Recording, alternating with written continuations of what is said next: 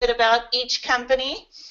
Avalara, the big orange machine, I refer to them. They're been offering sales tax automation solutions for quite some time now. Definitely market-leading sales tax automation solution available out there. So they automate the sales tax calculation within the sales order and invoice, and many, many ERP systems that are available out there. So chances are the ERP system that you're running, Avalara will have an integration with it. Definitely speeds up the invoicing process and reduces errors and that duplicate data entry process. We have Starship with us, and they specialize in automating your shipping processes, and they also integrate with multiple ERP systems out there. They're definitely market share leaders in the shipping component, and they automate all your shipping processes. They have a couple solutions, Starship and ShipGear. Starship is more of the enterprise-related solution, and ShipGear is more of an entry-level solution, and you may recognize either of those solutions. And then we also have JobPack with us, and they do real-time manufacturing scheduling within your ERP system. They take the data in the ERP and make sure that they automate the processes so that you can quickly view your job times, operation times, quantities, status, all in real time, and that's very critical for a lot of companies to be able to see real-time production status. So we're very excited to have JobPack with us today, and we're just going to take you through a little bit of the workflow of what we'll be reviewing today. And this is really great to have, these three providers with us today to talk about an integrated solution. And we're going to just so happen to demonstrate Dynamics GP, but this is how it would work with most of the ERP systems out there. I know that we have an assortment of end users out there that might not necessarily be on Dynamics GP, but that's just for demonstration purposes. And just know that all of these solutions have integrations with most of the common ERPs in the mid-market that are available out there. So an order comes in to your ERP system. We're going to be showing Dynamics GP, and Avalara will automatically calculate that sales tax that's important according to all of the customer information. And that information will flow into, for our demonstration purposes, Dynamics GP, but that could be any ERP system, and into the sales order. And then JobPack will review that sales order and automate your work order processing, the scheduling, understand what products need to go into assembling that order, and make sure that you have all the quantity on hand to fulfill the customer satisfaction. All that information will go back into Microsoft Dynamics GP or any other ERP system. And then the information will be sent to Starship. All the order information will be sent over to Starship, and Starship will take that information and optimize the shipment based on all the rules of the customer, based on location, based on all the carriers available to deliver the shipment at the best cost, all the shipping rules that you might have set for that particular customer. Then the information flows back into Dynamics GP with the tracking number and all of the shipping information associated. And then also the Avalara information carries over so that the sales tax is represented on the invoice. And then the accounts receivable is updated. And then the order is shipped out, and GP is updated with all that fulfillment information. So with that said, I'm going to go ahead and let Kristen with Avalara, and Kristen will be talking about simplifying the sales tax compliance aspect and automating sales tax within your ERP system and the calculation of the sales tax. Yeah, so perfect. Thanks. So as she'd mentioned, Avalara is a compliance company. We do three things. The first thing we do is we automate sales tax. So we have pre-built integrations into 400 different ERP mobile applications. And the pre-built integrations allow you to quickly install our connector so that we can calculate sales tax. For those of you that are not collecting sales tax or collecting sales tax on a small amount, we've got another product which is our exemption certificate module, which helps with the collection, retrieval, and storage of the exemption certificates. And then on the very back side of things, we can help with filing and remittance of sales tax returns. So how does it work? Well, we're a cloud-based solution, and so what that means is that we have a tax team here that manages the different rates, rules, and boundaries. So you install the connector into your environment, you tell us what your filing schedule and calendar is, and then we are able to calculate sales tax instantaneous and file and remit your sales tax returns. So a lot of you guys may be doing this manual, and I just wanted to show you a couple things here. A lot of times people are collecting sales tax based on zip code, and this screen right here is showing you, as I drill into this specific area, county, but it's showing you that there are 5 different zip codes here, and when I drill into the zip code, you can see the different rates. And what I want to point out here is in the zip code 80111, you can see the different colors here, which means there are different taxing jurisdictions in a single zip code. So across the U.S., there are 11,000 taxing jurisdictions. And if you guys are managing this manually based on zip code, that might not be accurate. So our solution is based on the number of transactions that you guys process. So even if you are in one state processing, let's say 250 invoices, it's really a great option to help mitigate your risk. So just a few of our integrations. I know we had talked about Microsoft Great Plains, and I'll show you a couple things on the Great Plains side. But I also know that we have people here that are using QuickBooks, potentially Sage. We have an OEM agreement with Sage, so it's Sage Sales Tax, Epicor, the same type of thing. So pretty much any ERP e-commerce solution, and I'll come over here to the e-commerce side of things, we are going to have an integration for you. And I'm happy to talk to you specifically about your integration and how that might work. The thing that I wanted to show in Great Plains, just in case we've got a couple Great Plains users here, what we do in Great Plains and in any of the ERP solutions out there is we change the tax schedule ID. So right now you guys are used to managing multiple tax schedule IDs. When we go into your environment, and in this example of Great Plains, we change the tax schedule ID to AvaTax.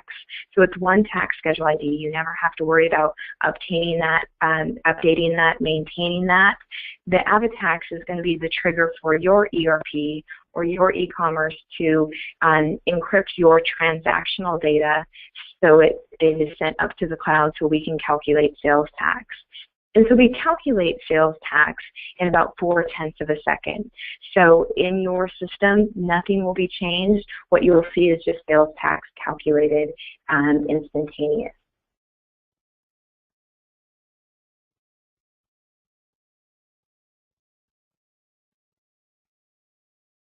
So the first thing I wanted to do, we have a couple different portals, but the portal that I wanted to jump into here was our exemption certificate management. Here we work with customers that have roughly 50 or more exemption certificates.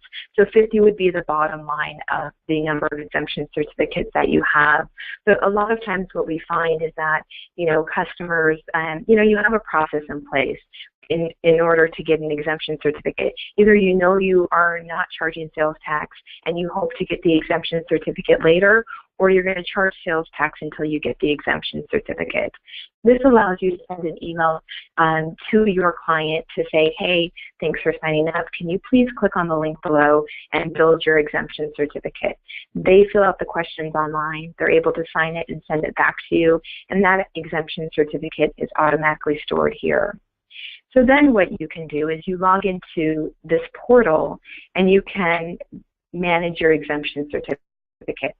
So as opposed to storing these exemption certificates in a folder or a filing cabinet, they're all managed in the cloud. So you can come in here and you can see I'm going to go up here into the search button, and I can easily search on a company.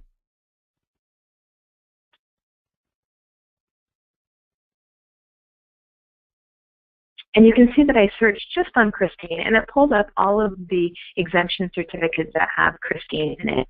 So it was an easy way for me to find the exemption certificate that I had on file. So the quick search is great.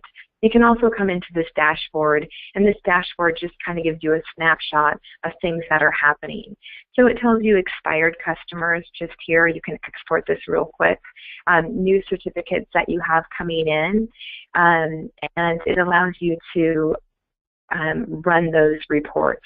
And so you can build this page right here any way that you want to. So you can quickly come in here and say, hey, I want to look at invalid certificates.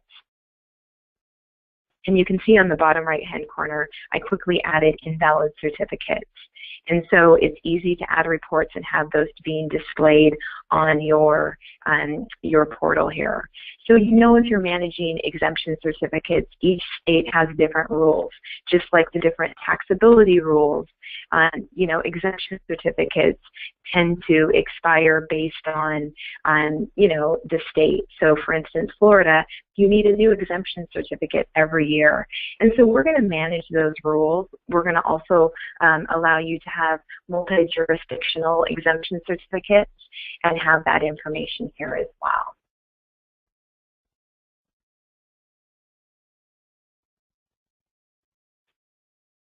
So now what I'm going to do is I'm just going to go into the portal that actually handles the calculation side of things. So if you're familiar with calculating sales tax, you know there are different rules and rates. Each state gets to pick up their own information. And so this is the portal where it's going to be stored in your ERP, but you can come here and you can quickly query information. So in this portal, for instance, I can come in and I can type in my invoice number if I wanted to, or I can do a search based on a date range. And that's what I'm going to do right now, and pull up any invoice in the date range. And so you can see not only in terms of reducing your risk, it's going to allow you to be better prepared when you're going through an audit, show that you're using a documented, repeatable process. And so I can click on any of these invoices. Again, these blue lines would be your hyperlinks. So clicking on this information, and I'm going to expand this because a couple of things interesting about this. You can see that the order was placed in Washington on Bainbridge Island. It was then shipped to California. And so what we do know is Washington is a destination based, meaning that we have to calculate sales tax based on the destination. But there are states such as California that has mixed destinations. So we're going to manage those rules.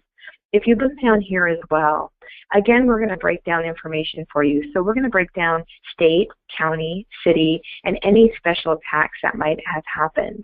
And you're going to be able to make this easily reportable for you guys. So you can see on a high level, I had 3 products here, right? The first product was taxed. The last 2 items were not taxed. Integrating these 3 systems into your system, the calculation and the exemption, we will then make the determination for you, which means, hey, if you don't have a valid exemption certificate on file, we will charge sales tax. And then what happens is the customer gets the invoice with the sales tax, and you are able to say, you know what, we sent you a notification 3 times. We really do need your exemption certificate, and then we can credit that tax back to you.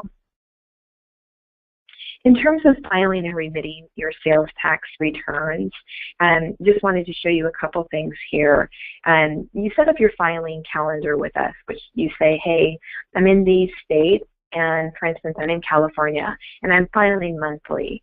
And then you say, I'm in Washington, and I'm filing quarterly. So you set all of that up.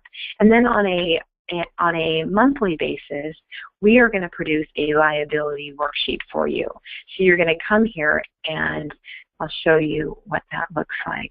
We're going to show you the sales numbers and the tax numbers that are associated with your returns. So I'm going to pull up California really quickly. So you're going to tell us, hey, I'm in California, I'm filing monthly, but I'm also doing quarterly. You can do paper returns, you can do electronic, we can handle both of those. But really what we do is we tell you the amount that needs to be remitted in that state. So in all those states, we will tell you the amount that needs to be remitted. And then we're going to ask you to, take that $7,178.07. We're going to ask you to balance that against your GL to confirm that's correct. And if it's correct, you would come in here and you would select approve. And so once you hit approve in the states that you are in, we are going to pull, you can see here there's a total of $18,198.95. So we're going to pull that amount from your account once, and then we are going to pay the state, the local jurisdiction on your behalf. Once we do that, we will answer any service notices that you receive. And then you can see right here, I clicked on Filing Archive. We're going to have an archive of all of your sales tax returns here. So again, it's going to be in one centralized spot for you to view. So I'm going to come in here and select November. And so you, again, can select any month, any year that you want.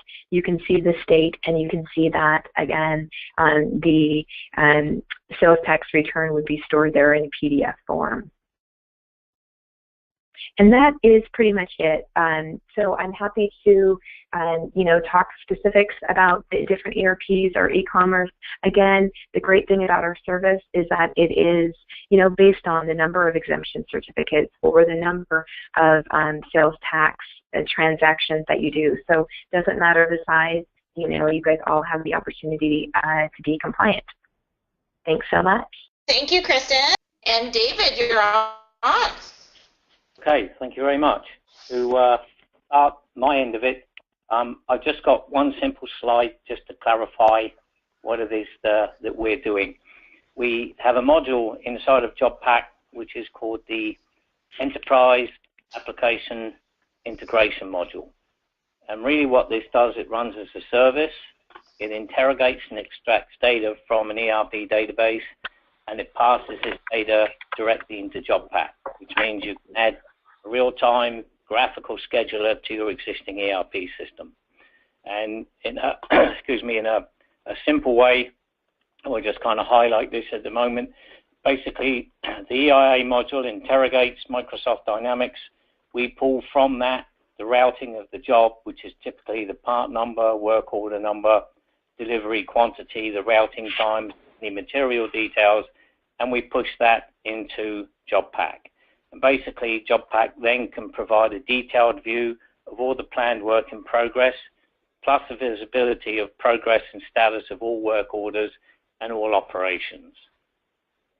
So that's the simple one slide, which from 20,000 feet kind of gives us an idea of what it is we're doing.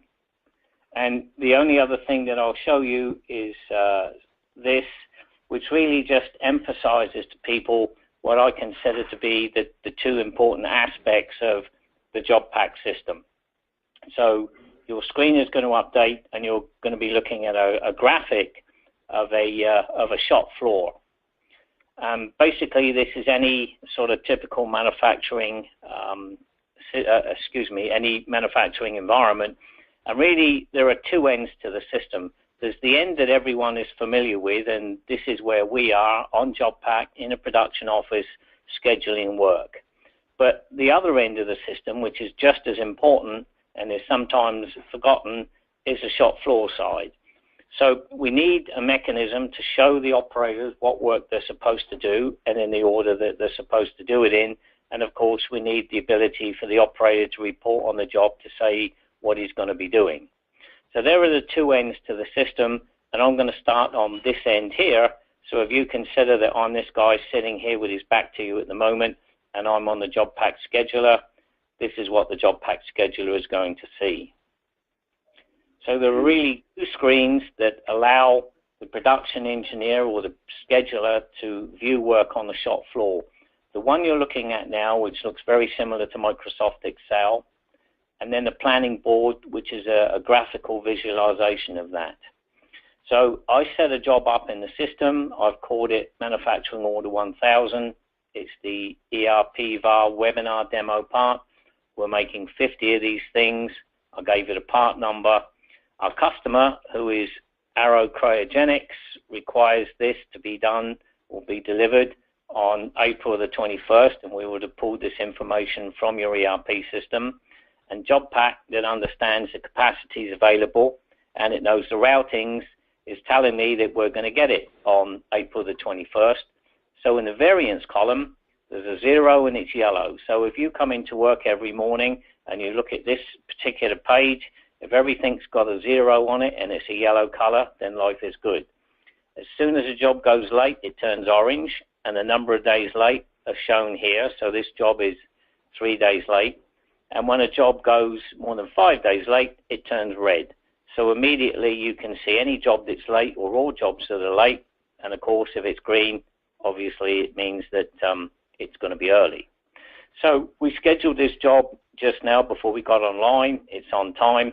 And if your customer, in this case, Arrow Cryogenics, calls and says, well, can we expedite this? Can I get it quicker? Which is a typical sort of situation in a manufacturing environment. We can override the scheduler and we can see the consequences. So if I double click on this, the system shows me our planning board and it shows me the work which is lined up on all of the shop floor. So if I mark this up so you get a bit of an idea how this is, down the left-hand side here are all the resources that do the work for us. And these can be pieces of equipment like machines, they can be external operations, they can be departments, or they can be people. So they're listed here on the left-hand side. In terms of time, we're here today, which is on March the 10th, and I'm looking out until April the 23rd. So that's a 45-day window, and it's just convenient for me to look at that. But I can change that, and I can look 365 days out into the future, or I can look at any period of time in between. Our work orders are depicted by these colored blocks. There isn't anything significant in the colored block, except that it's there, the colors there to differentiate between the different operations and work orders. The time of the colored block is important because that's directly proportional to the amount of time a job will spend on the machine. So you can see we've got a small job here, which is about an hour, as opposed to here we've got a job which is going to take 3 days. And of course, because we've got a graphical scheduler, at any time, if I want, I can pick a job up in the schedule, move it up, move it back, put it to a different machine, or send it out to subcontract. So the particular job that we set up for this demonstration is highlighted in white. And if I blind out all the other work, you can see exactly where this job is. So we're working 5 days a week. We don't work weekends. So you can see this particular job is going to start on a Friday.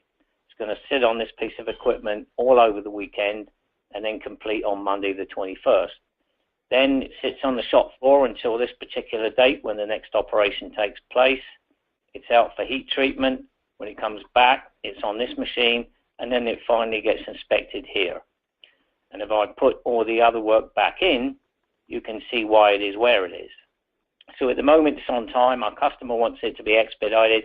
If I want, I can pick up one operation at a time and I can move it. So if I want to pick and place, I'm able to do that.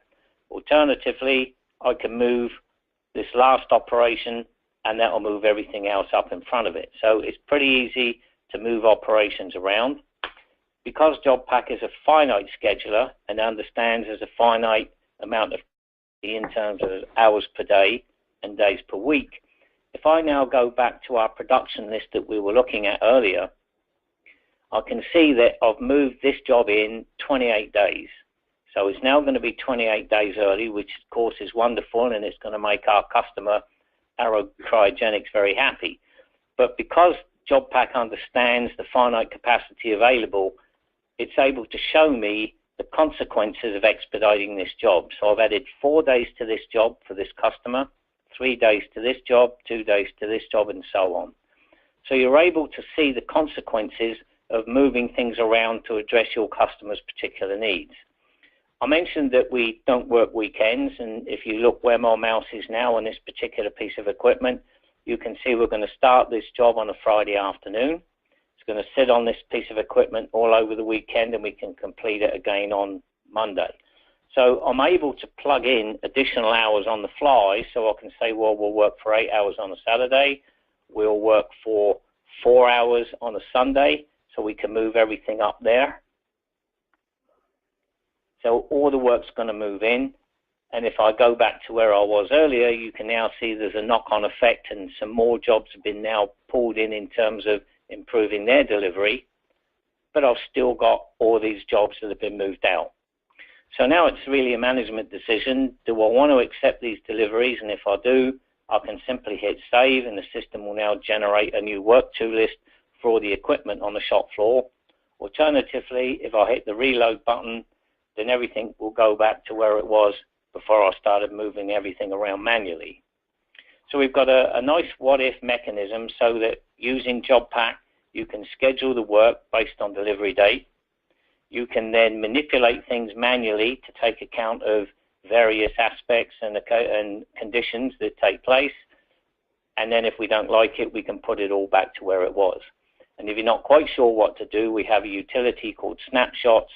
So anything I do in terms of manipulating the schedule, I can actually save and create a snapshot, and that snapshot can be viewed by other people in the company. And if we want to implement that snapshot as a real schedule, we can simply say, right, load the snapshot, and everything will be loaded per our what-if situations.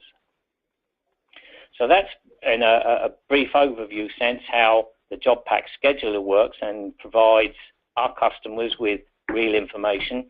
You may have noticed that when I moved this particular job, I've got this line here. So this is JobPack telling me that I'm trying to schedule this particular operation on the 14th, and there's a problem with it.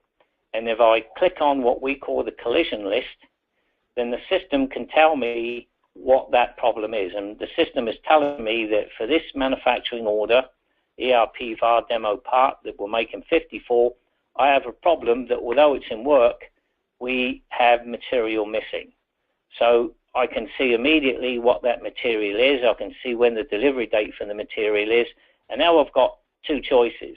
I can either expedite the material so that we can get it in by the 14th, or alternatively, because I know I really can't do this job, I can move this operation back until the 18th, and the material will come in on the 15th, and then it will catch up with the job there.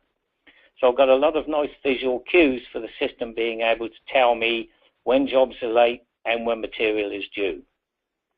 Down on the shop floor, it's really simple for the operator to use, and now I'm kind of moving out of the office that I showed you earlier, and we're going to show you what the operator sees on the shop floor. So this interface is designed to be used either on a PC, which is how you're looking at it now, or it can be run on an iPad or on your iPhone or any smartphone for that matter. So the operator simply just clicks on the machine that he's responsible for, and he gets a list of work orders that he's supposed to do and in the order that he's supposed to do them in. And all the operator has to do is to put in his employee number and click on the start icon. And now JobPack knows that this job is in progress, it's on this machine, and it's being run by David Welsh. And of course, we can pick up any of this information and pass this back to your ERP system, or send it out to some set of additional tables, intermediary tables, so that you can utilize it. So I hope that gives you a good kind of overview in terms of how JobPack operates and what it looks like. And on that, Adrian, I'll pass it back to you. Thank you so much, David. I'm going to go ahead and send it over to Chris Letner to talk about Starship shipping software and how to optimize the shipping component of this order fulfillment. So thank you, Chris. I'm handing you over presentation controls. Great. Thanks, Adrian. So just a couple quick slides, and then we'll get started on the Starship demo. A couple things with Starship. I'm not going to get into every single enhancement, just touch on a few things. Recent carrier compliance for UPS, FedEx, Post Office with all the rate changes here in 2016. One big thing to look for is the Commercial Plus pricing that we can now offer all our customers through Parcel Partners and Indicia. In the past, you had to have a certain amount of volume in order to qualify for those discounts. Now, as part of Starship and all of our customers, you're able to qualify for those whether you're shipping one package or 1,000. So nice feature.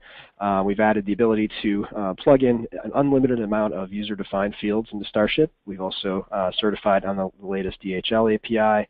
Ship via rules are able to automate the carrier selection process. So if you want to take the decision out of the hands of the operator, you can add some business logic on routing the carriers when rate shopping. We've added the ability to add some logic to the custom email option through eNotify as well, so you can have email templates that are assigned to a particular customer, a certain product. The rate quote utility is available. We've integrated that into Dynamics GP and sales order processing. There's also an API available if you want to call that from your front-end system through CRM, your shopping cart. Also have a new custom EDI module available for other EDI providers that you can bolt onto Starship in addition to the modules that we offer for Redtail and TrueCommerce, and the ability to print 128 labels out of Starship for your various trading partners. For GP, we have support for Dynamics GP 2015 R2. We've also introduced a line item fulfillment option as well. GP Advanced interface to Panatrack WMS. We have batch processing available for GP now, where you can select a range of orders and have them all processed together if you have weights in your inventory. Also enhance the browse screen with some additional filters to drill down into batches, customers, POs, some additional sorts when you're selecting transactions. We've added custom write back to GP's user-defined fields, the ability to update the ship method. So if you do the rate shop and you want to reach back into GP and update the actual ship via code, you have the ability to do that.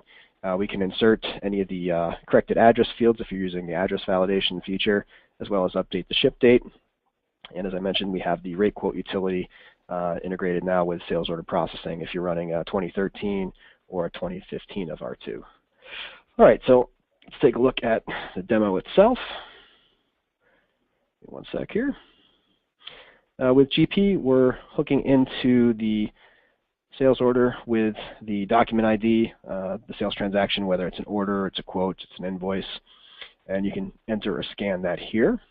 You also have the ability to do a lookup. This is the new browse screen that we've added, where you have the ability to pick the sequence and which fields you want to sort on. You also have the filters here. So let's say you want to just select a certain batch. You can drill down into that information there. You also have the ability to batch select transactions here as well. So if you want to multi-select several transactions, have them all processed at the same time, you can do that. But the typical workflow is to scan in a document ID off your pick ticket, and Starship kind of takes over from there. So let's go ahead and put in a sales transaction, and we'll ship out these products. Over on the left-hand side of the screen, you're going to see some detail about the sales order itself, the company you're connected to. Starship has a multi-company connection with GP, so if you have different data sets of financials, that's included with the interface. Ship method, we'll do a value translation on that, or we can add the ship via rules if you want to kind of automate that carrier selection process. Billing preference as well, we can bring over collect or third-party accounts from the customer card. Transit time, if that's available for the carrier, you'll see that display here. Your sender, that's your return address. Recipient, that's your ship to address, either from the order header or the line item level in GP, that's your preference. If we take a look at the ship to address, you can see a little green checkbox there, indicates that we've validated the address. So with that, we're checking the city, state, and zip. Zip +4 for the postal formatting if you choose that as a preference. Street address, the suite, the apartment number. And probably most importantly, the zone. Is it a residential address? Is it a rural area? Is it a commercial zone? Starship will calculate any of the additional accessorial charges, tack on top of the actual freight. We can push all that detail back into GP if you're capturing freight. I have a number of tabs up here. You can take a look at those, clicking on the tabs. You have these views over here. When you're shipping freight, you also have the bill of lading view. I typically start on the packaging tab, as this we're going to come in and assemble our shipments. Starship has a packaging database here where you can capture all of your different types of custom packaging and also store the weight and dimensions. Starship can also read the weight and dimensions in real time using Cubiscan scales or any number of popular brands of different parcel scales. We can also use the weights from the GP inventory as well to calculate the weight of the packages. You'll see that's pre-populated here, but you can always put the product on the scale and capture that weight in real time. Down at the bottom of the screen, you'll see a number of products here. Those have defaulted into our most commonly used box, but we can add multiple packages to the shipment in a couple of ways. Click on the next arrow here. That'll add a box, and then we can choose to pack items into their own container, and that allows us to do packing lists. We can also feed that data back into GP as well, so you can record exactly what the item distribution is per box. Multiple pieces, if you don't want to add them one at a time, you can just tell the system how many packages to enter, and those will all be entered. Add a package, delete a package here, all the way to the right. When you're ready to process, you have your controls up here in the toolbar, or you have keyboard shortcuts. So you can also automate the process by creating barcodes for any of those keyboard shortcuts. F5 or ship and process, that's going to complete your transaction, move all those packages onto the manifest, and then we're going to push that data back into GP. Next to that, you have save as draft. So let's say you want to stage the order, maybe label some product, put it aside, come back to it. You have the ability to save that here as a draft. You can pick a future date as well. So you have the ability to stage this up to, I believe, 6 months in advance. Your order reference fields here, your customer PO number as well. Those are available to print out any of the paperwork that you print out for the carriers, any of your labels, and can be uploaded into the carrier tracking system. You have a number of user-defined fields here, and you can also add an unlimited number of user-defined fields through the system preferences, so you can keep growing the database. Similar to the GP extender module, there's no additional licensing that you need for that, so you can just go in and add additional fields.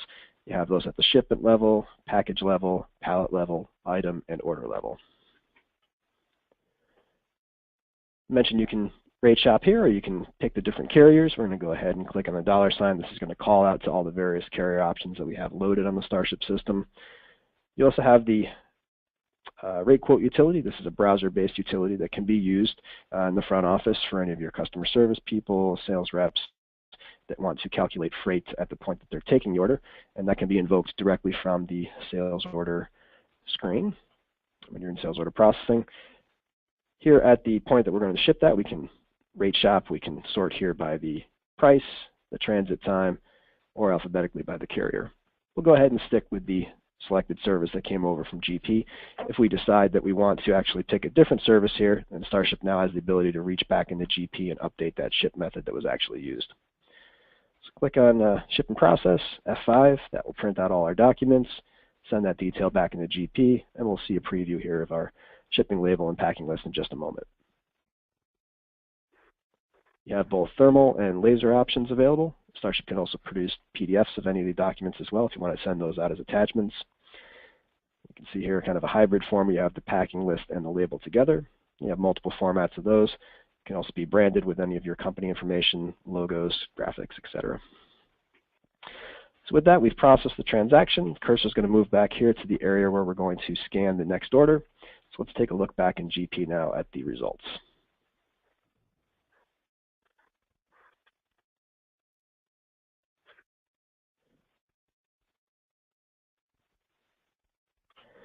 All right, so main areas that we're updating in GP, you have the order header comments or notes here.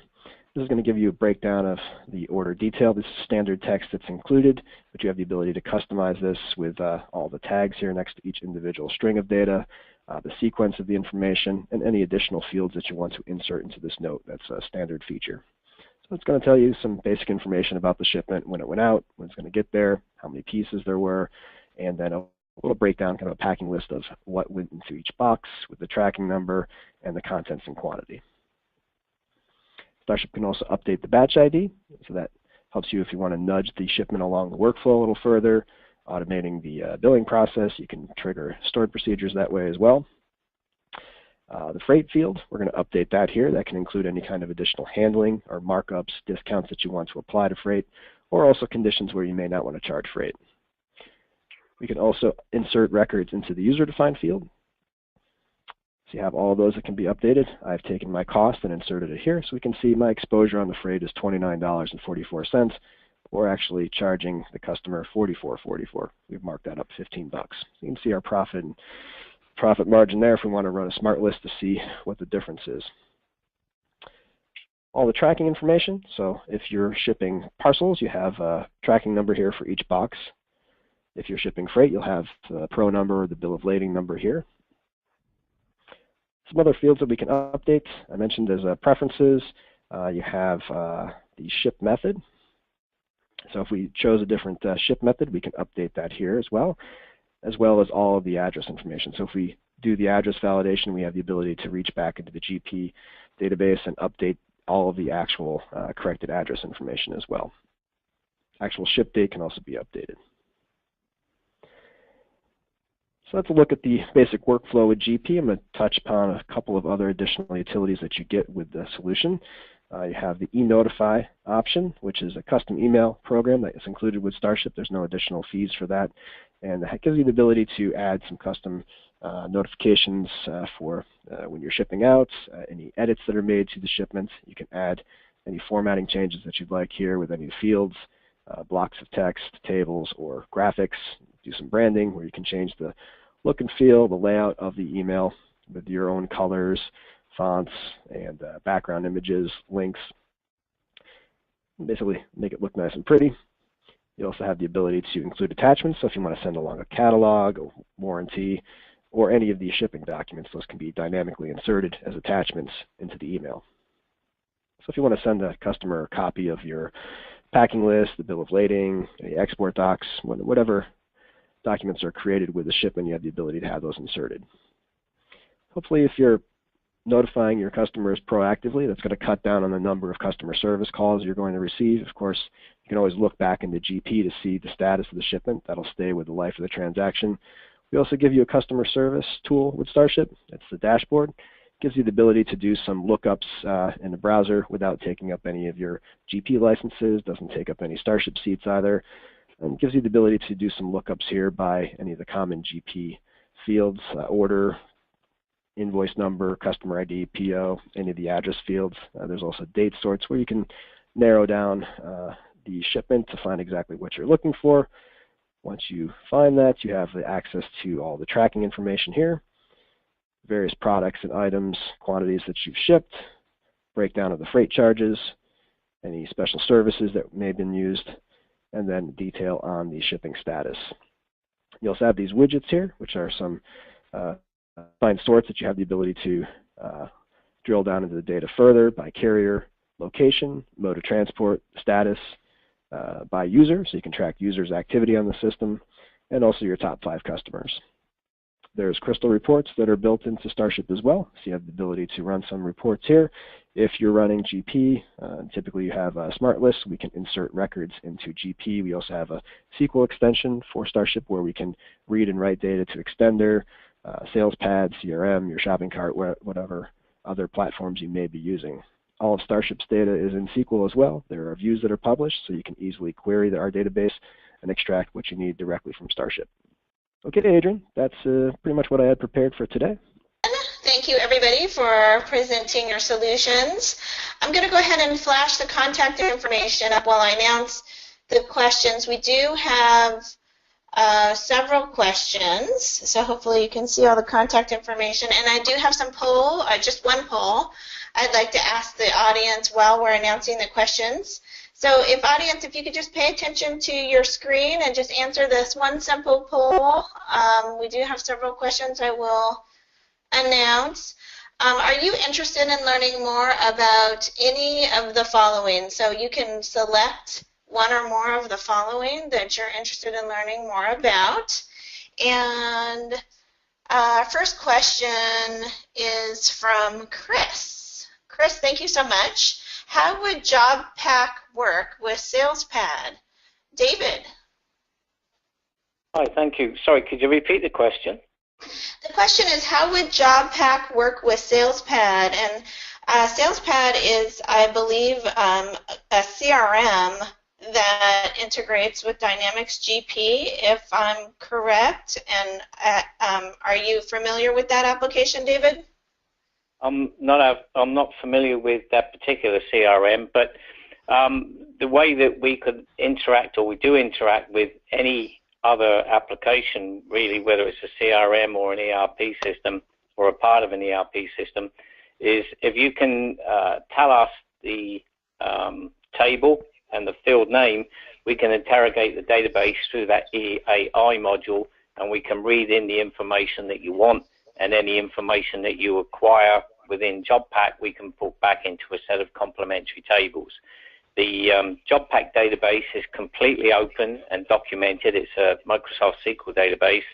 So if you want to look through the tables that we've got, and you want us to marry up tables in your application and import that data into JobPack, we can do that. And the timing of it can be on an interval, every 10 minutes, 15 minutes, or whatever. Or alternatively, we can do it on a daily basis at a specific time. Perfect. And we have another question here from Dan. Thank you so much, Dan, for your question. What label printer software does Starship use? Chris?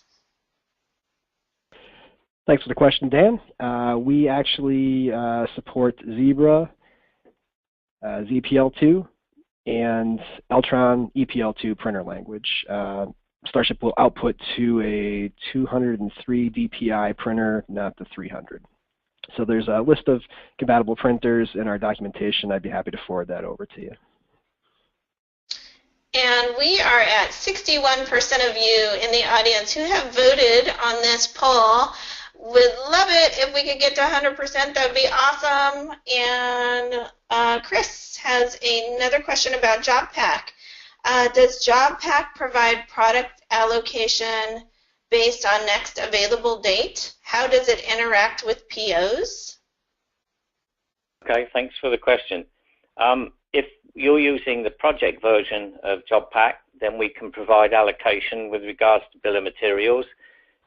In respect to POs over from an ERP system, generally speaking, the important thing for us is the delivery date on the PO, and it's really the status of the PO. So if the PO has been fulfilled and the goods or the material is inside the company, then that's more than adequate for the scheduling side of it. However, if you want to pull the actual PO number and the supplier within that purchase order number over to JobPack so that it can be reviewed inside a JobPack if you see that material isn't available, then we can do that as well.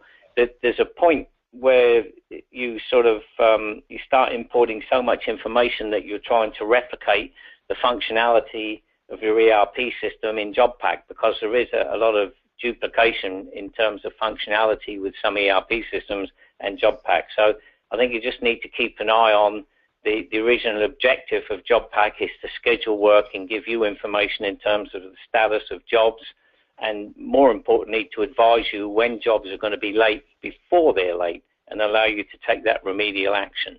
But if you want us to import that information with regard to the purchase order and or the data relevant to it, we can do that. And we have another question from Dan. Thank you, Dan. Does Starship work well with SalesPad? And Chris, are you familiar with SalesPad? I know they're very popular in the Dynamics community. I am. So SalesPad isn't exactly a CRM. It's more of a order entry module that sits on top of the Dynamics GP database. But yes, we have customers in common with SalesPad. We don't link directly to SalesPad's tables, but we can get to the custom fields in SalesPad and to read from those and also push data back to SalesPad directly through the SQL extension in Starship. So, you know, the core financials and all the standard GP data that lives underneath SalesPad is part of the standard Starship integration, and then through some SQL programming we can get to pretty much anything in SalesPad. So absolutely can be done. Dan has a further elaboration in regard to the previous label printer software question he had. Does Starship have its own label designer software, or does it use a third party? So I just want to make sure we're clear on answering that question. Chris, Sure. I don't mean to be redundant. So a lot of the labels are not necessarily designed within Starship. It's typically like a PNG file that comes back from the carrier if the carrier is generating the label image through the web service, and then it's brought into Starship and then encoded in the Zebra or Eltron printer language, sent to the printer, and that's where it prints out. The label designer software inside of Starship itself for labels and documents that we create is proprietary to Starship. It's not any particular format. If you're familiar with working with Crystal, it's a WYSIWYG or drag and drop type of user interface to do label design that's built into the program, but it's not like a third-party solution that's embedded within Starship. And we are at 82% of the audience who have voted, so we have 18% of you who have not voted. We would love to get your vote on this poll, and then I will show the contact information. I just want to remind everyone we are recording this webinar, and we'll be sending out the recording after we are done here, along with everybody's contact information. It looks like we have a question from Jim. Jim, thank you so much for this question. Does JobPack integrate to GP manufacturing? The obvious answer to that, yeah, and thank you for the question. The answer is yes. And it's the same process as with any ERP system. The manufacturing module that's available within your system allows you to define the operations, and it allows you to put in the time for setup and the time for actually producing the work. And that's the information that we read over, which is essentially the routing of the process for any particular job. And Dan is clarifying here, SalesPad is a front end for SOP transaction processing as well as CRM. Thank you, Dan, for that clarification. And we have a question from Kai. How do you determine the shipping price in GP prior to shipping it without having it go to the shipping department UPS system? Thank you for that question. Great question. Good question. That's the million-dollar question. So while there may be weights in inventory, GP doesn't really have any packaging logic that is native to the inventory. So you're relying on the operator of the program to have some tribal knowledge about the way things are packed. Without some sort of programming wrapped around the inventory, there's really no way of knowing that. So the total weight will come over, and then they have to give the best guesstimate on how the items are allocated to however many packages or pallets there are. So in conjunction with our solution, there is also the Blue Moon Freight Matrix that can be snapped onto GP's inventory.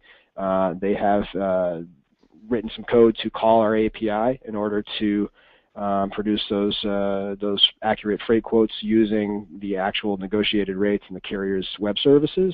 That's one method. There's also some other third-party solutions that could be integrated into GP as well that can give you both package and pallet level detail, but they're fairly expensive and quite a long implementation process to build in all that type of multi-piece, multi-product logic around your inventory. But it is doable.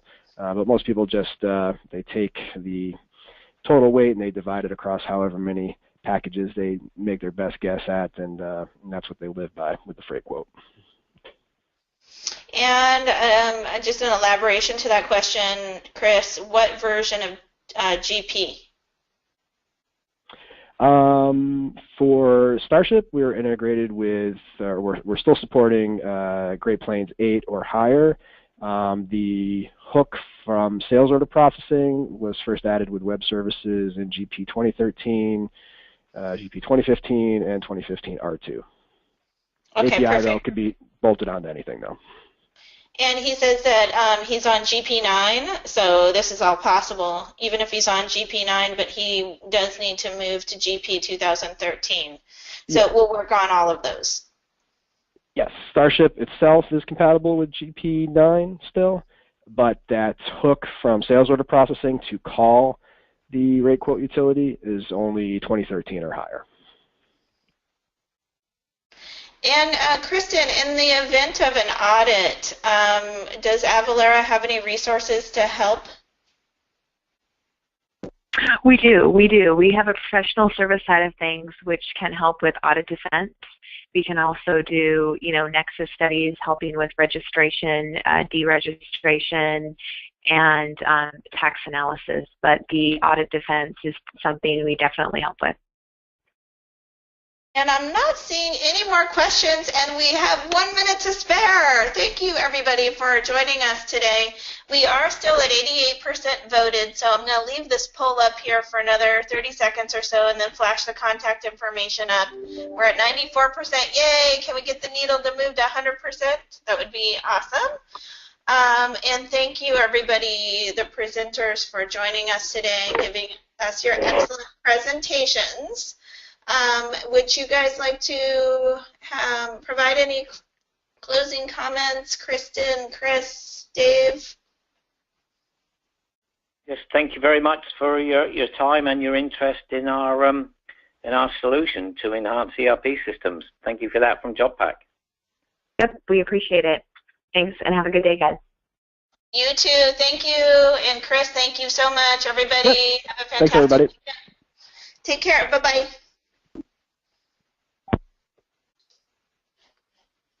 Okay.